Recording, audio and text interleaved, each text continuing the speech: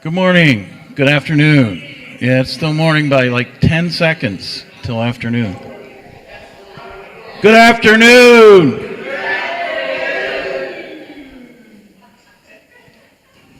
Good afternoon. Welcome to Books with Lunch. I am Sean. I will be your host. Turn off your cell phones at this time if you would, please. Next week, Michael Oslin will be here. He has written the history of the Declaration of Independence. These books are only $10. You can't get them any cheaper anywhere else. So I still have numerous copies if you're interested, and you can come and get it signed by Michael, who is a big deal. He's making a stop here. I think it's first on his book tour. Then on September 8th, Project Banjo, remember them? Enzo Chiodo, good Irish name. They'll be back to play some more American music, reimagining traditional American bluegrass through the banjo. Okay, so that'll be fun. That's September 8th. I don't want to take up too much of Peter's time, but before we start, we have some business to take care of. One of our staff members is leaving us unbelievably for the state of Florida. I don't know why. Greener pastures, but we're going to bring out, if Nan's listening to me, some stuff. Hello.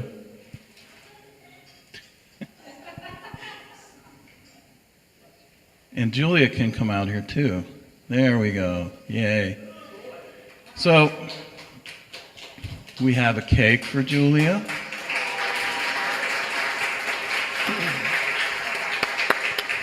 And we have what she's always wanted, a Lunch with Books mug. That's one of the good ones made by East Wheeling Clay Works. And some beautiful flowers that Nan put in there, one of which is a living flower that she can take. It's tropical. You can go to Florida with you. So we're going to put the cake over there, and we'll cut it, and everyone can have a piece while Pete's talking, okay? I just want to thank you, Julia, for all the years that you've helped me. After Aaron left, I didn't know what I was going to do, and you made it fun to come to work, so thank you. And happy trails to you.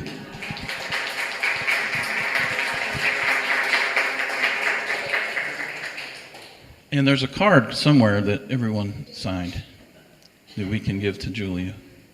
Where'd the card go? Well, when we're all finished, Mom, you can give it to Julie. Okay, thanks. Today, Peter Chocolos is a graduate of Wheeling Park High School, West Virginia University, and Ohio University. He retired after a 35-year teaching career. He was National Board Certified Teacher and was named as Wheeling Area Chamber of Commerce Teacher of the Year for 2018 to 2019. He specializes in Civil War history and is Vice President of the Ohio Valley Civil War Roundtable, serves on the board of West Virginia Independence Hall Foundation, and was recognized as a West Virginia History Hero for 2022. He lives in Wheeling, of course. His new book is called, as you can see, Wheeling Park Football, the First 50 Years. He has copies available for $25. Here's Pete Chocolos. Thank you, Sean. Before I get started, just a few thanks to pass out along the way. Thanks to my wife Lynette for her support, and especially for putting up with all those late nights. Thanks to all of those folks who helped with this. Thank you to my brother John and my friend Walt, who contributed the prologue to this book. They wrote it back in the 90s when they were working on a project for a master's degree. So thanks to them. Thanks to my friend Steve Novotny for editing. I will tell you one thing though. After Steve edited everything, there were things that I wanted to add and things that I forgot about putting in, so I didn't have time to get it back to him. So if you see any mistakes in grammar, one of my old English teachers is sitting out here, or any run-on sentences, that's all on me. Steve was perfect. Thanks also to Action Images Photography for use of some of their photographs. Thanks to Chris Doherty, a friend for almost 40 years, for writing the foreword to the book. Thanks to my friends and colleagues at Wheeling Park, as well as to some of our opponents from Brook and Morgantown and Parkersburg South who gave their time and talked to me about those rivalries. But most of all, to the young men and women who were a part of Wheeling Park football over the past 50 years, thanks for the memories.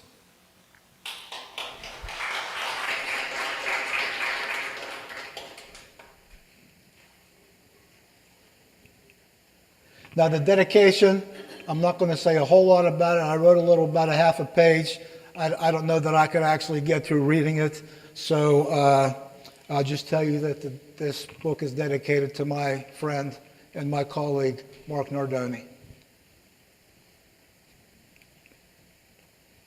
So the consolidation. Back in 1973, a school levy was passed. It was passed for the first time a school levy was passed in over 30 years. That would have put it back to World War II. So there were a lot of thoughts about what was going to happen. There was an idea that was floated around of consolidating into two high schools, the separate vocational school, but people came to their senses. They decided on one comprehensive high school to be built. The problem is where to build it. Well, you know where it is now. That site was decided upon. But what are we going to call it? The people from Triadelphia and Warwood certainly didn't want it to be called Wheeling High School. And since it was on a hill up behind Wheeling Park, the name Wheeling Park pleased everybody. So now that they had a school name, had to be some school colors and a mascot.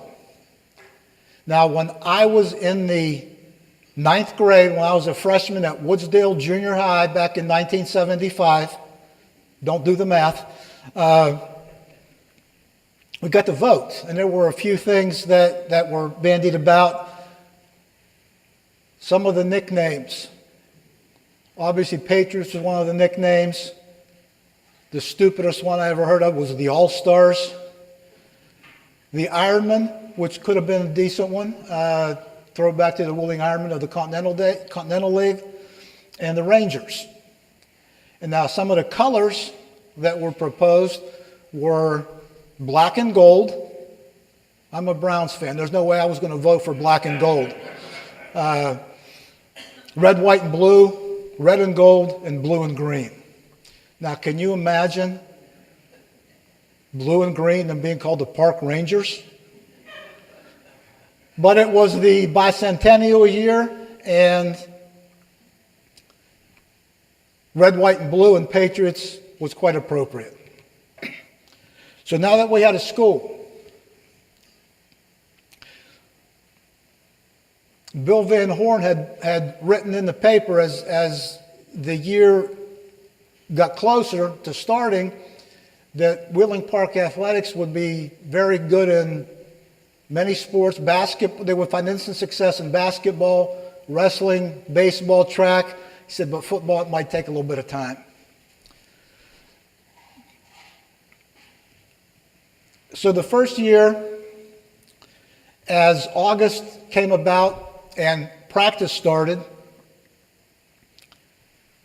and Tom Korab had been named the head coach. He'd been named head coach the previous year.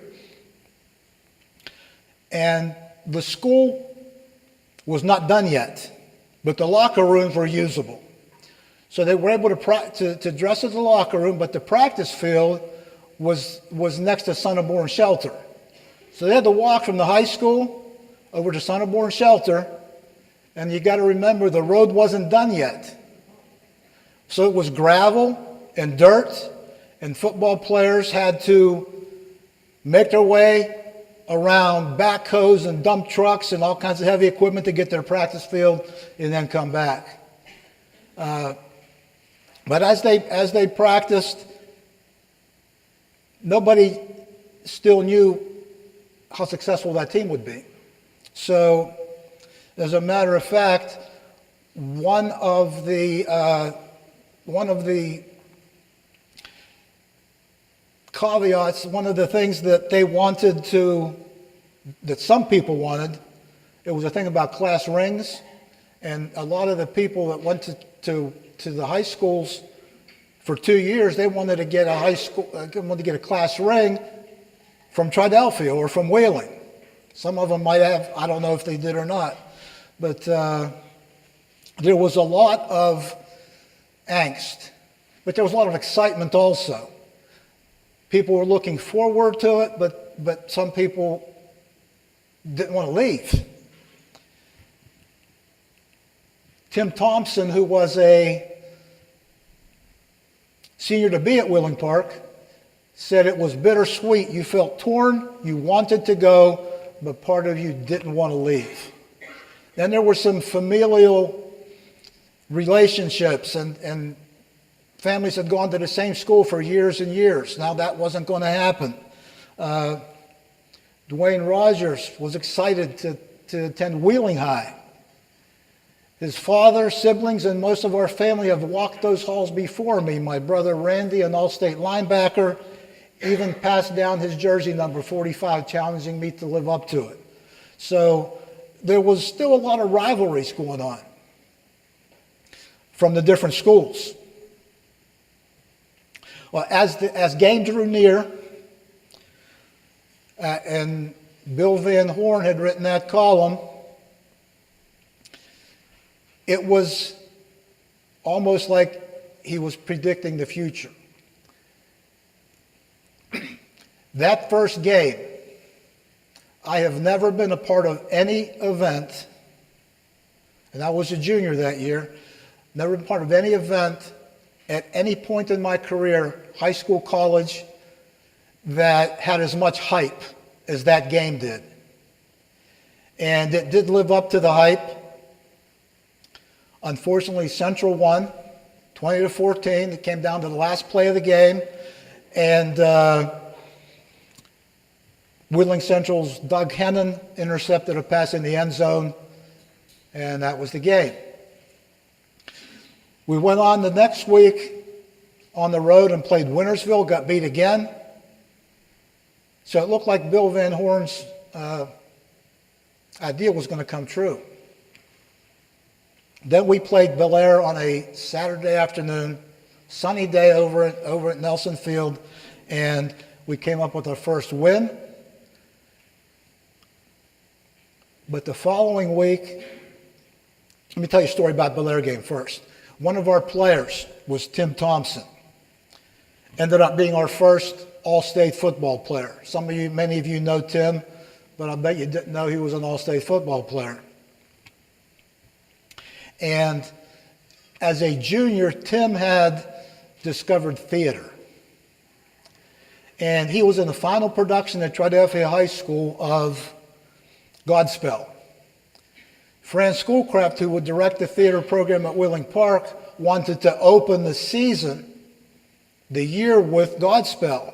But there wasn't enough time to recast the whole play.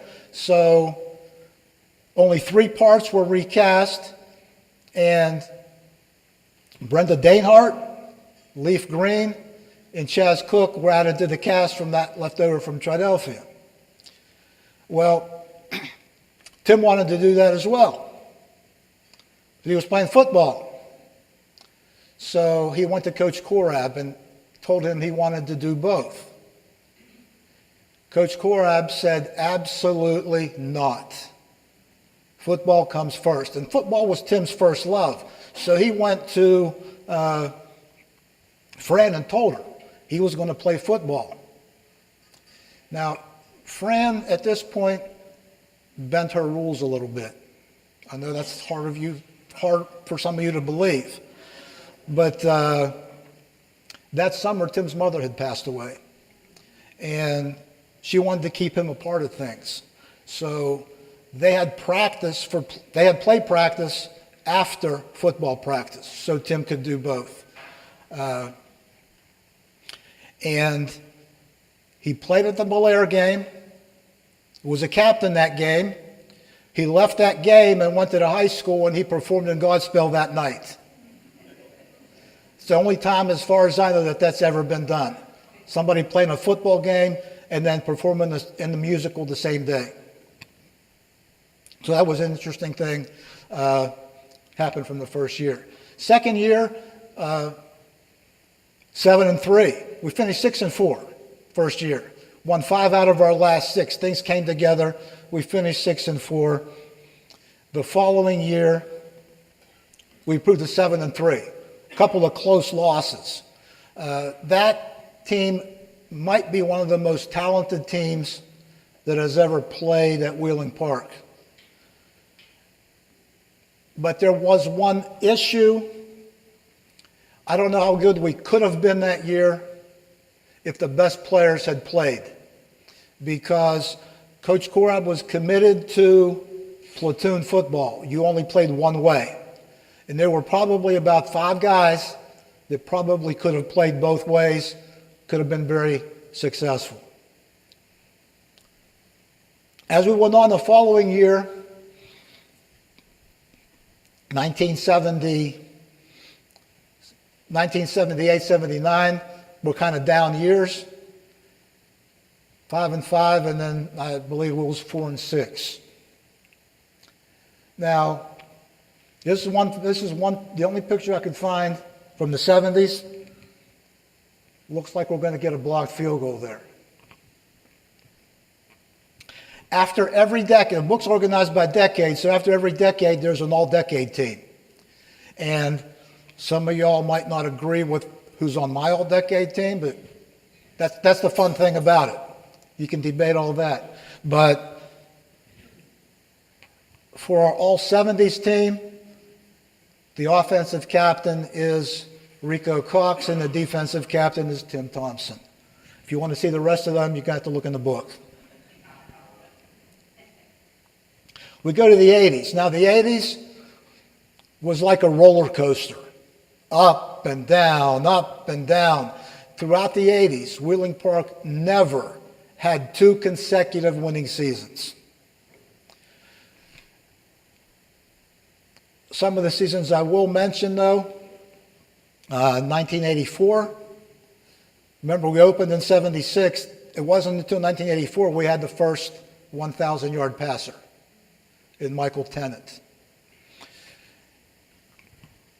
Michael passed away last month, if you were aware of that. That was a 7-win season, equaling year number 2. The following year, 1985, we went from 7-3 to 1-9. Lost our first 9 games, won the last one against Magnolia to finish 1-9. The next couple of years were so-so. 1986, we went to 5-5, improved a little bit. But then 87, we set a school record for victories in the season with 8. Our 87 team finished 8-2. It was the first team that made the playoffs. Seeded number 8, played at number 1 Stonewall Jackson, and that game was very competitive. It was a 1-score game going into the 4th quarter before Stonewall pulled away. Stonewall has since consolidated with Charleston High to form Capital. We follow our 87 playoff season up, and we were 0-10. And then we went from 0-10 in 88 to 9-3 in the state semifinals in 1989. But there were some good young kids, and it looked promising for the 90s. Our all-decade team, offensive captain is Zach Abraham, and the defensive captain is Sean Donaldson. Now, as we go into the 90s, things started to pick up. 90, we repeated as state semifinalists, but again, we ran into Brooke. We just couldn't beat Brooke. But in 91, everything came together. We played an all West Virginia schedule. We started out 7-0, longest winning streak in school history. Game number 8 was against Brooke, which was our only regular season loss. We went on to the state finals against Capital. I don't like to talk about that game too much. A high school football game is 48 minutes. With 47 minutes, 59.9 seconds gone, we were still ahead. But they scored on the last play. We had sacked the quarterback on about the 11-yard line, maybe 10. Josh, what yard line was it? He's the guy that tackled the quarterback. And everybody was celebrating. Sideline was celebrating. The stands were celebrating. But they rushed to the line. And it was so chaotic that their guard had to snap the ball. The center didn't know what to do. So they got to the line. There were only 5 men on the line of scrimmage. There were 4 guys in motion. Nothing was called. They threw it into the end zone. And I got to give the Capital kid credit. He made a remarkable catch. And game went into overtime, which we lost 15-14. But that was a great, memorable season. But the thing I remember about that season is what Daryl Johnson put together. To you guys, he's Boogie. To me, he's Daryl. Had over 2,000 yards that year. And what people don't realize, he didn't play in the fourth quarter of a game until game number 7 against Parkersburg South.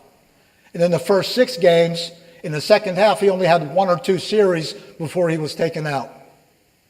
And if he'd have played the whole game, he'd easily have had over 3,000 yards, maybe approaching 3,500. We had 4 All-State players that year, first team. Daryl, Mike McLeod, Shane Saunders, who I'll talk about in a little bit, and Tom Hayback. The rest of the 90s, in a couple years we missed the playoffs. I think it was 94, I believe was the year we were 4-6. Every other year that was our only losing season. But our playoff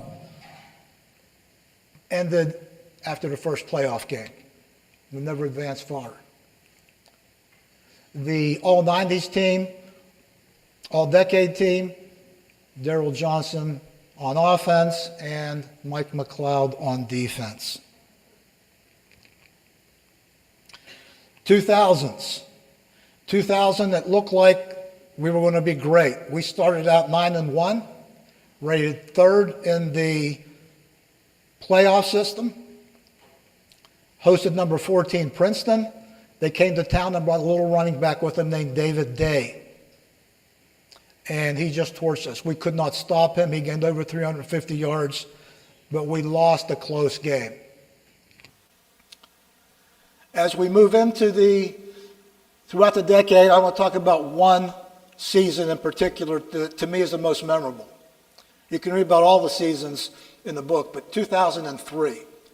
2003, we started 0-2. 28 loss to Bel Air, and a 28 to nothing loss to Steubenville. Week 3, we would play Hampshire County at the stadium. As we began that week, we got some news that was, I would say, rather devastating, because at that point, one of our former players who had graduated the previous year, a young man named Mark Peterson, passed away suddenly. And his funeral was scheduled for Friday afternoon. of the Hampshire game. The whole team went to the funeral. And if you could have seen those kids at 3:30 in the afternoon, you would have wondered, how on earth is this team ever going to get up and play a game?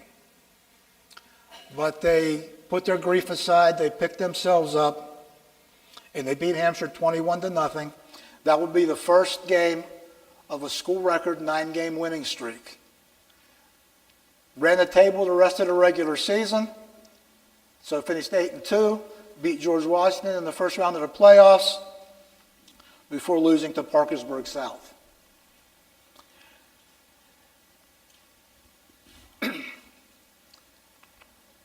Our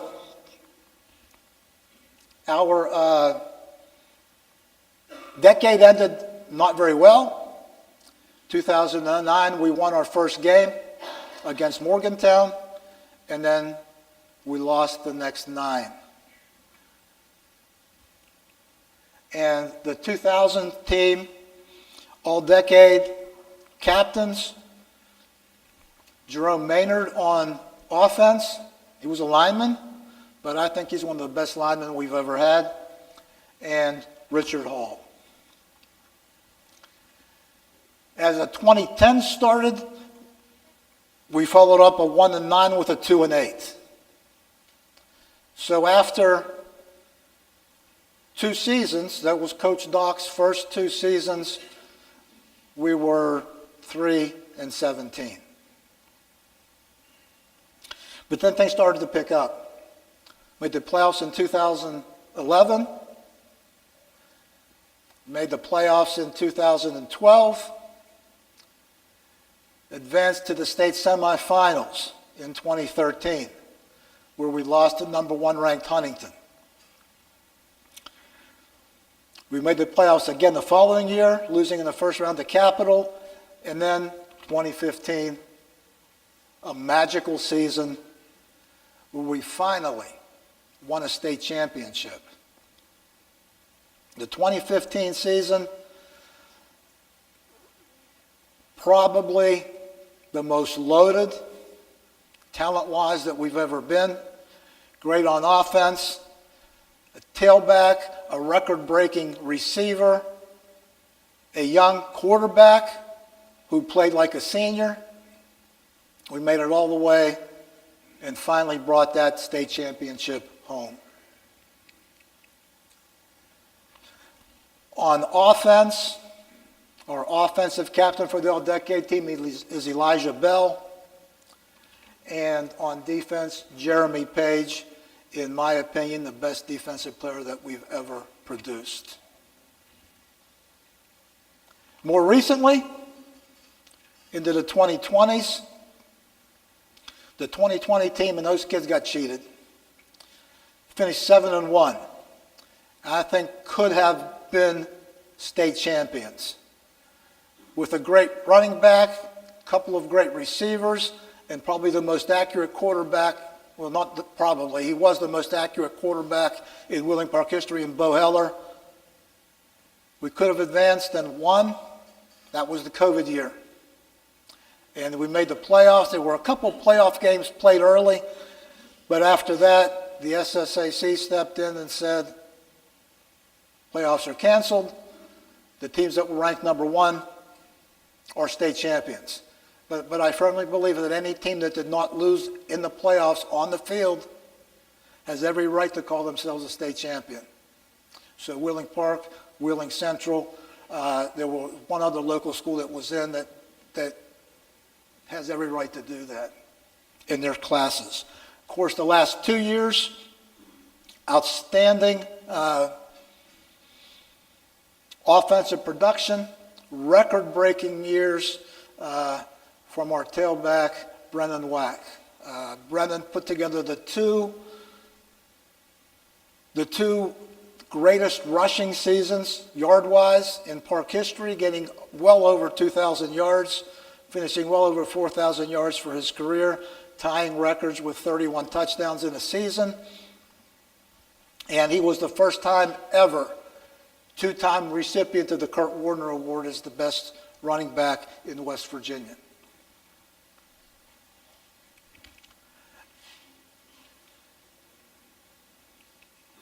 Our all-20s team, offensive captain is Brennan Wack, and our defensive captain is Jamison Maynard. Brennan is now at Yale, and Jamison is wrestling at the United States Naval Academy. Now, Twabai, after all the decades, there's a chapter on Twabai. Some of you may have heard it, some of you may not have. Twabai stands for Team Wins, Brotherhood, All In. Now, the coaching staff saw a need to create a shared concept that everybody could buy into. And actually, Jenna Doherty was the first one to call the team Twabai and use that acronym. And Coach Doc likened that to Ecclesiastes 4:12. Though one may be overpowered, two can defend themselves. A cord of 3 strands is not quickly broken. Saying that individual strands are weak, but when you bring them all together, they become strong. So if you see a rope being passed around the sidelines during one of our football games, that's what that represents. Now, I talked to a lot of kids about Twabai and what it meant to them. A lot of great answers, but they all had one thing in common. What does Twabai mean? It means total commitment to the team and to each other. And Savion Johnson put it best. So I'll read you his quote. There were so many things bigger than football that happened in such a short span. Coach Nardoni got sick. Troy's mom passed. A teammate lost so much weight that they were hospitalized going into the season. Coach Doyle and his family suffered a loss, and another teammate's mother got diagnosed with breast cancer. That's just naming a few. In all those instances, there was always a group of people who were there for each other, and it wasn't just the people who had met a few years earlier. It was the people who had met just a few years earlier. That's what I have always thought was so special and why Twabai means so much.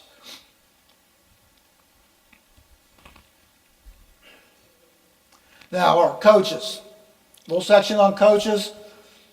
In the book, it shares their record, number of first-team All-Staters they produced, and so on.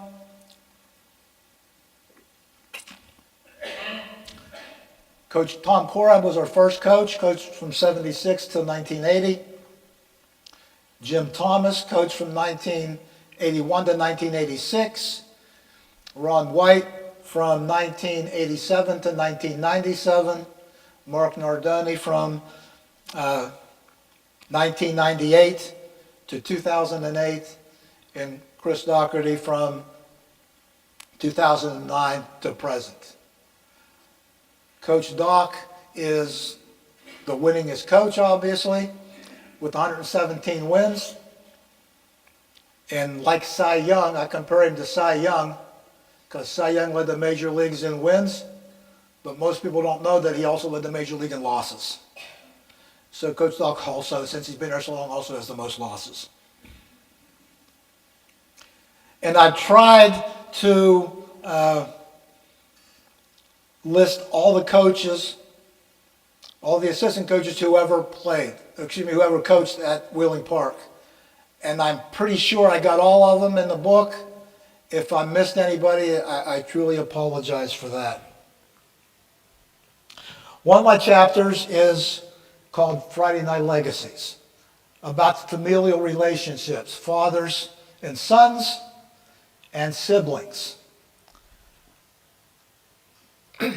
While I don't have time here to tell you about all of those, there were so many. And I didn't want to slight anybody or leave anybody out, so I only picked 3. I picked 3 sets of siblings and 3 sets of fathers and sons. The 3 sets of siblings you'll read about are the Phillips brothers. There were 3 of them. Each one was a first-team All-Stater.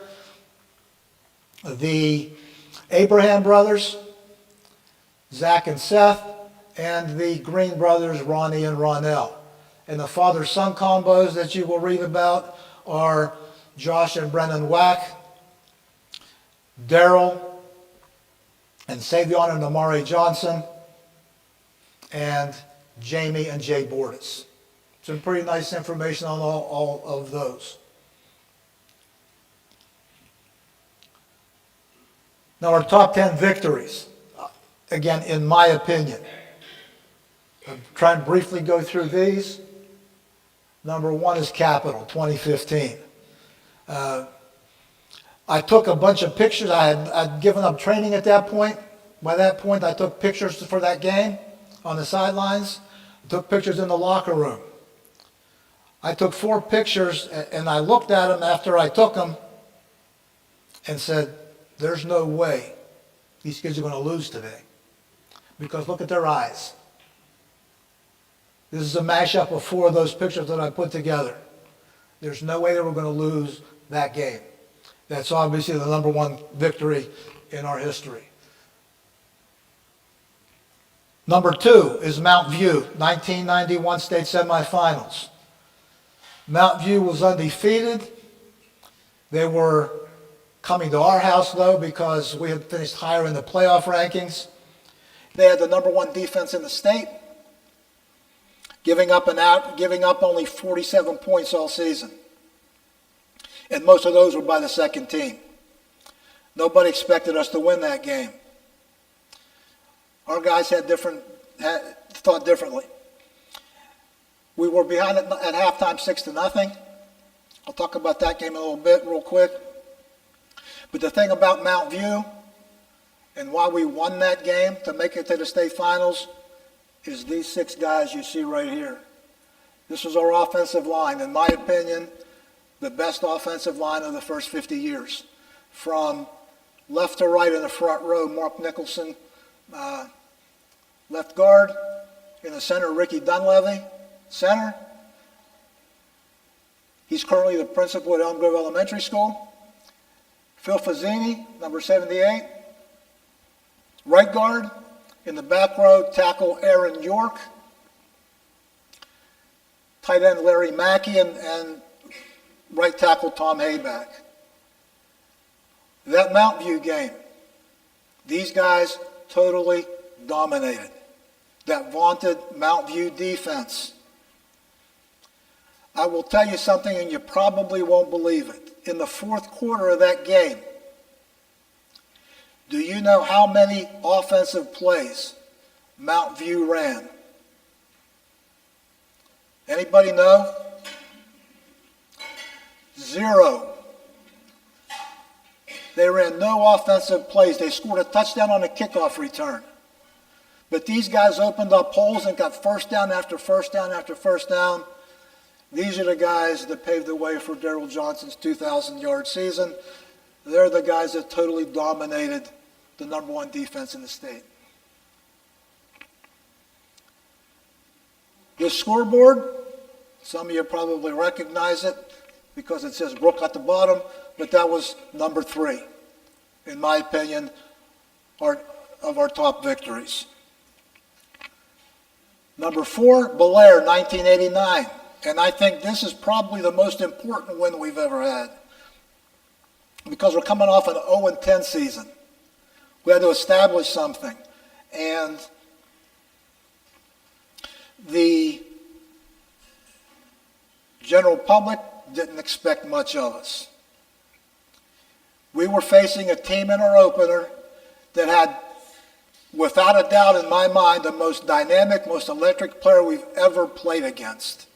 A young man named Joey Galloway from Bellaire. He scored 4 touchdowns that game. 2 of those, he got the ball, we never even touched him. But we had Zach Abraham. Zach Abraham caught 4 passes for 149 yards and 3 touchdowns. Close game, 34-32 final. We got that monkey of 0-10 off our back, and again went on to a 9-3 record. Point Pleasant, 2015. On the road, Point Pleasant was ranked number 2. We were 3, so we had to go on the road to play them for a right to come back home to play. Nobody gave us much of a chance. Point Pleasant was averaging 61.3 points per game. Their average margin of victory was 57 points. But we went down there where we weren't intimidated. They had a young man, a running back named Cody Mitchell, who won the Kennedy Award that year. Mitchell had over 2,000 yards rushing. When you throw in his receiving yardage and his return yardage, he had over 3,500 yards and 51 touchdowns. Going into the fourth quarter, the young man had 11 carries for 28 yards. Totally shut him down. He broke a couple long runs against our reserves. He finished with about 120 yards, but we went down there and totally dominated them on their home field. The rest of the top 10 you can actually look in the book. Now the top 10 plays. I'm going to show you 5 of them.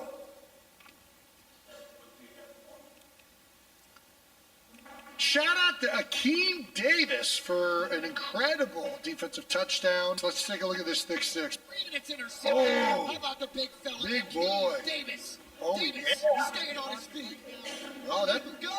forward progression is not stopped. They can't bring him down. They can't bring him Davis is down. still moving. Are you kidding me? Funny. Oh my God! Touchdown. Dude, He landed hard. He hit the ground hard. Let me tell you, Big Boy is tired after that one. I'll tell you that. He just fought off even his own teammates. Like, how many people is he pushing and freaking? He just wrestled an entire Oh, yeah. high school football team. Truly remarkable effort. I don't know if it's going to get better than that.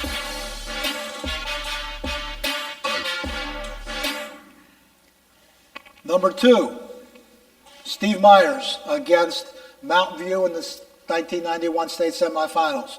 As I mentioned earlier, we were down 6-0 at the half. Coming out of the locker room, Steve turned to Boogie and said, "We got this, Boog. Just follow me."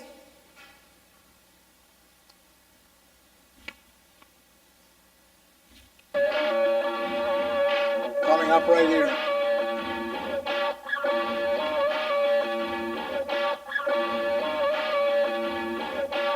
I paid my dues, time after time, after my sentence. Number 3, an incredible catch by Elijah Bell in the state finals in 2015 in the left front corner of the end zone. Cross Wilkinson just threw it up and Elijah went and got it.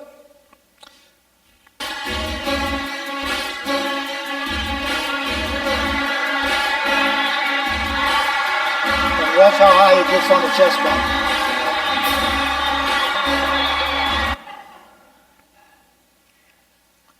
Number 4. This past season, Brennan Wack against Woodrow Wilson. Woodrow was running the ball up and down the field against us this past year. And we just couldn't seem to stop him. Well, finally, we stopped him at the 23-yard line, or 26-yard line. They attempted a field goal. They were up 14-13. Time was running down in the first half. They missed the field goal. We got the ball in the 20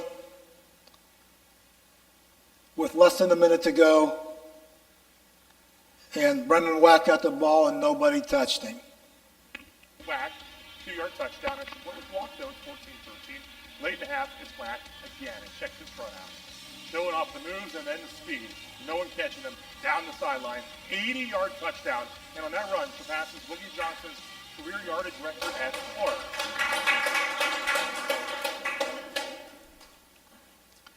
4. And number 5 has to be Dennis Glatz against Brook in 1993. We're down 10-7, 45 seconds to go, 4th and goal on the 2-yard line, timeout. Everybody wants a field goal, go overtime. No, that wasn't going to happen. Coaches wanted the ball in Dennis Glatz's hands. As the timeout ended, Coach White pointed at, he had a tendency of pointing, he pointed at Dennis and said, "You make your decision and you go for it." The play was a run-pass option. and he made his decision.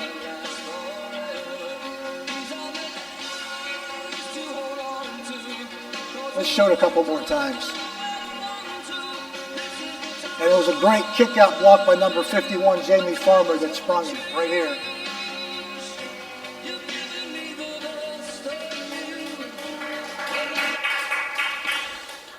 Now, there are chapters that go over our past results at every game we've ever played and the scores, all of our all-staters, first and second team, the record book, our top performances,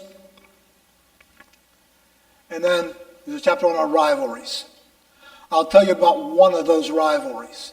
I wrote in depth on the 5 teams that we played the most: Brooke, John Marshall, Morgantown University, and Parkersburg South, and also wrote a little bit about rivals we no longer play, being Wheeling Central, Bel Air, and Weirton. But I'll tell you about Brooke. You see the Bruin Bear. That Bruin Bear has been on my desk since 1982. I did my student teaching at Brooke back in the day. Worked with Bill Wiesiak, who was my cooperating teacher, who was also an assistant football coach at Brooke. I also was able to work with George Brindley and Joe Starcher and John Zampetta as athletic trainer at Brooke during the time I did my student teaching. So this is always the game that I look forward to the most. A lot of great memories up there from that one year, and a lot of treasured friendships that I maintain to this day. But with Brooke, at first you couldn't call it a rivalry because we lost to Brooke 19 straight times over 17 years, twice in the playoffs. We just couldn't get over that hump until Dennis Glass, as sports writer Jeff Gillespie wrote in the paper, he banished the demons and finally got us a victory against Brooke. But with Brooke, I talked to a lot of folks, a lot of friends up there. I spent over an hour on the phone with former coach Dave Ryder. Spent over an hour on the phone with my cooperating teacher Bill Wiesiak. Talked to Bill's son Chris, who was a quarterback for Brooke. Excuse me.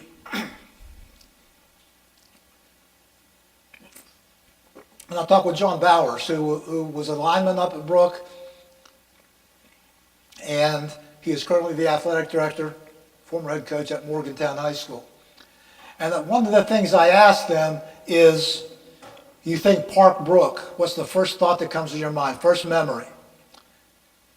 Even though I talked to them separately, they didn't hesitate, and they all four said exactly the same thing. In 1991, when Buck Neal caught Boogie Johnson on a long touchdown run after 66 yards. So this is what they remember. Let me hear you now. I don't know. I don't know. I don't know where I'm gonna go when the ball can't blow. Now. And I told Daryl that I was going to show this, and he laughed. The thing I remember most about that play is not that he caught Boogie, but that he never gave up. Most guys would have given up. He never gave up, and always had a lot of respect for him. He was a great player. Our opponents, there's a chapter that shows the record we have against every team we've ever played. And there's also an all-opponent team. And some of those I put into a mashup here. On our all-opponent team, from left to right, Brenton Strange, currently starting tight end for the Jacksonville Jaguars, Parkersburg High School. Joey Galloway, Seattle Seahawks, Cowboys, and Buccaneers. In the middle, Zach Calaros, quarterback, Steubenville. I don't know how many Grey Cups he's won in the Canadian League. Doug Nestor, WVU. He went to Spring Valley. Probably, he's on the Steelers roster right now. And Morgantown's Jazzy Thomas. Jazzy Thomas, in my mind, is the greatest running back we've ever played against. He was a Kennedy Award winner in 2013 in 2 games against Wheeling Park. Now, Jazzy Thomas was special. In 2 games against Wheeling Park, he ran for 697 yards and 9 touchdowns.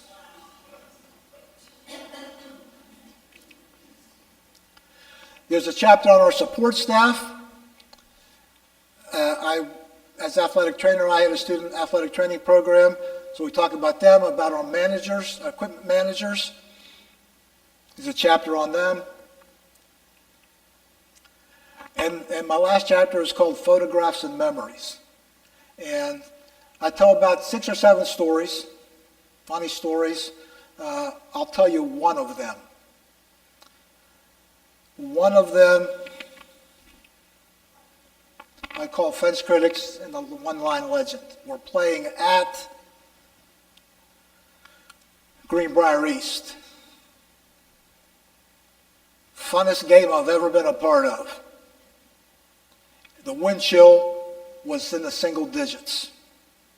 We were supposed to lose. We scored the first 4 times we touched the ball. We had the ball.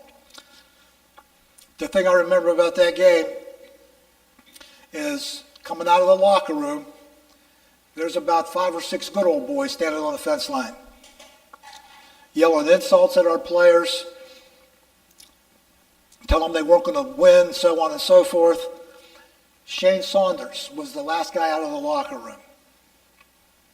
Shane Saunders was about 145 pounds soaking wet.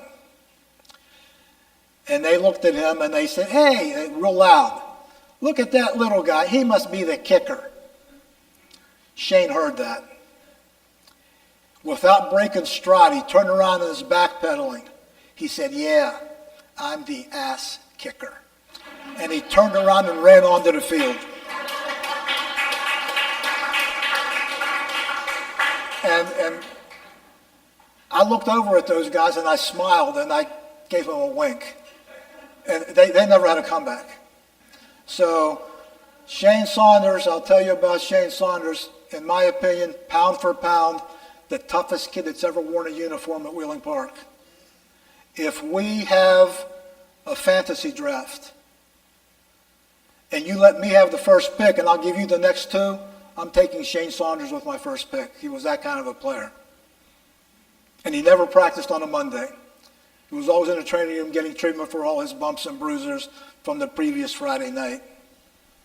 But an all-state first team at free safety.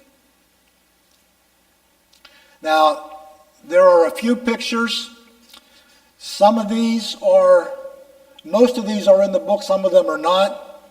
But at the end of the book is a bunch of pictures.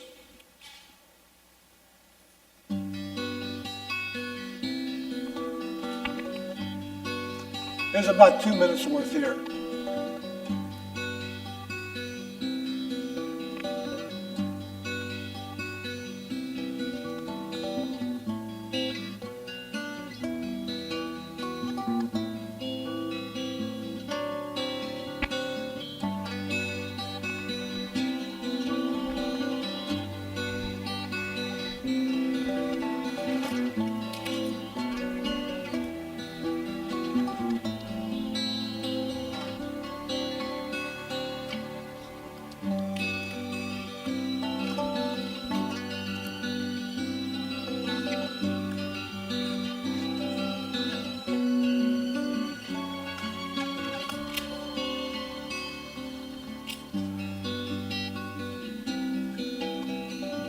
There's a story about that picture in the book too, the watermelon.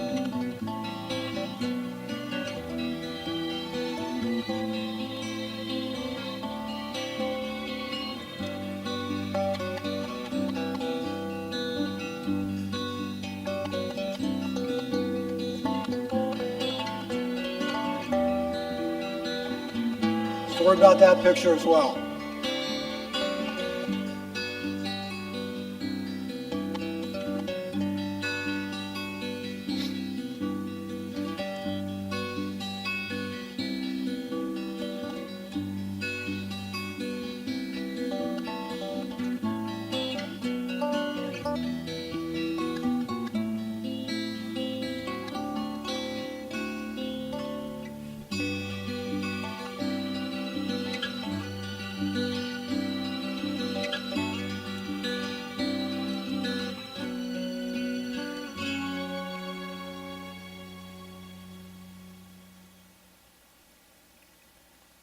And the last thing in the book is the epilogue, and I would just like to read it to you, if you don't mind.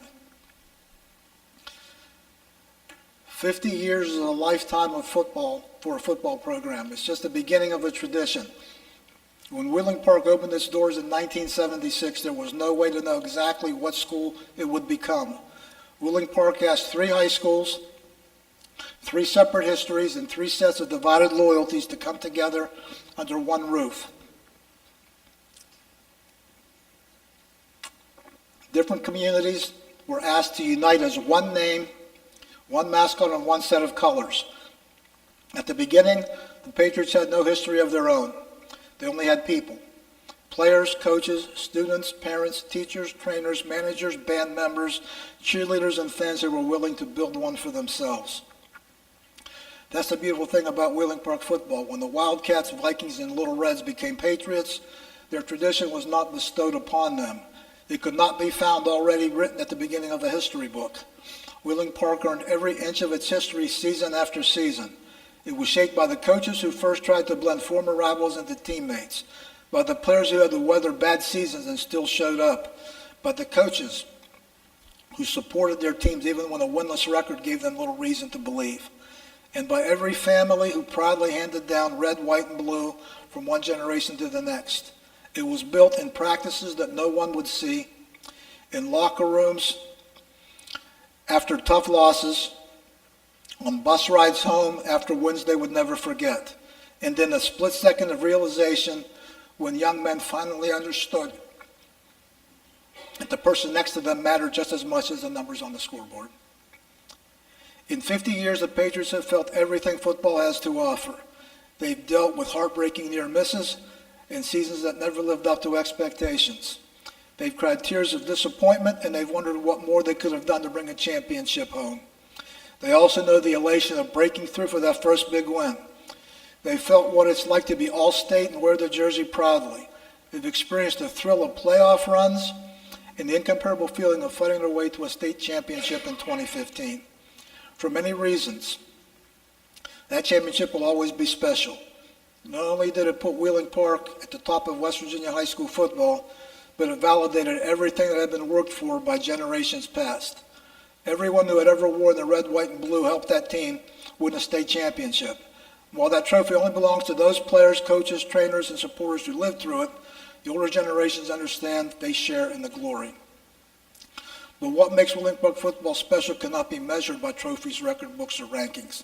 Sure, those things are important, and yes, they absolutely should be remembered. But the true legacy of the program is the lives it impacted. You can find it in the alumni still reminiscing about their first time running onto the field under those bright lights.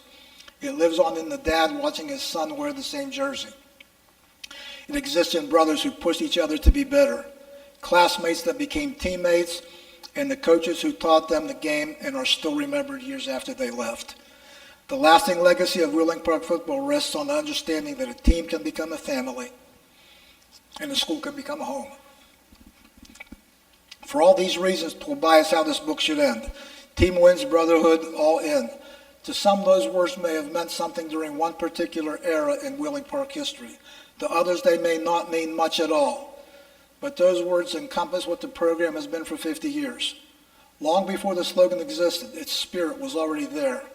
It was present the first time kids from Wheeling, Triadelphia, and Warwood became Patriots. It was there when teams that weren't supposed to win refused to lose. It was there when championship teams put their own accolades aside for a greater goal. It was there through heartbreak that a unified team, through injuries that allowed others to shine, and through times where this program remembered that football was about more than just winning. It was about learning how to stand together. When I think about the past 50 years of football at Wheeling Park, I think about names. I think about numbers, scores, seasons.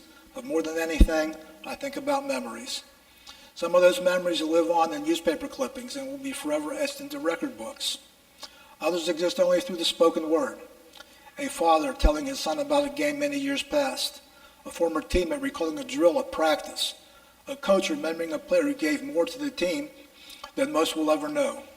Or an athletic trainer who thought back to a quiet moment he shared with a player on the sideline. Those memories are fragile, which is why we have to protect them. They teach us that history is more than just facts and figures. History is made up of people who cared enough to remember. The next 50 years of Wheeling Park football will belong to kids who aren't mentioned once in this book. Some of them are sitting in the stands, watching the Patriots play and dreaming about one day stepping onto the field. They are the future students that will learn the fight song, put on the helmet, carry the water, tape ankles, play in the band, cheer from the sidelines, and sit with their families in seats their grandparents once did. When their time comes, they will be inheriting a program shaped by everyone mentioned in this book, but they will also have to leave their own mark. Tradition is not something that's set in stone. We preserve the best of our history by carrying it with us into the future. This football program started as one from many. After 50 years, the saying still applies. One school was formed by many. Many players became one team. Many victories and many losses became one rich history. And through all the ups and downs of football, the people of Wheeling Park became a family. The first 50 years are now history. The next chapter is waiting under the lights. Thank you. Now, I'll open it up for a little bit for any questions that you all might have. I also have some copies of my book here if you would like to purchase. And up there you can see, you can also order it online from my website. So, If you do have questions, raise your hand. I'll come to you with the mic so that the folks listening online can hear. Anybody have a question? well, thank you.